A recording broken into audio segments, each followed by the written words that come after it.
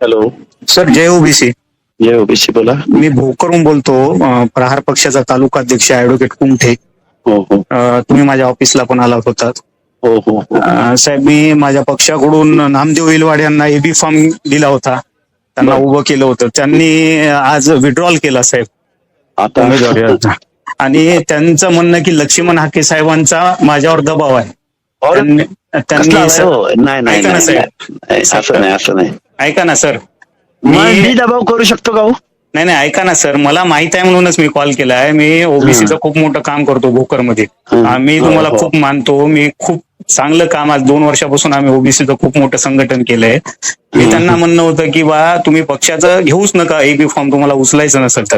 त्यांनी AB form घेतला आणि आज त्यांनी सकाळी कल्पना न देता उचलला. मी त्यांना एवढंच विचारलं की बा तुम्ही का उचलला, तर त्यांचं नाही, म्हणणं की दबाव. जरांगे पाटलानं जे सकाळी निर्णय घेतला विधानसभा लढवायचं नाही, त्याच्यामुळं हाके साहेबांशी माझं बोलणं झालं. नाही, लढतोय आपण जरांगीने माघार घेतली म्हणून आपण थांबलेलो नाहीयेत. आपण 16-17 उमेदवार आपले आहेत. आपण लढणार आहोत. आपण लोकांना अपील करणार आहोत. लोकांच्या समोर जाणार आहोत. त्यामुळं त्यांचं काहीतरी अडचण असेल बरं का, पण माझा काही नाही अडचण नाही सर. त्यांनी आर्थिक उलाढाल केली. मी कसा दबाव टाकेन बरं? बरोबर. नाही नाही, त्यांनी आर्थिक इश्यू करून गेला, पण त्यांनी कारण वरचे तेच दाखवले. आपले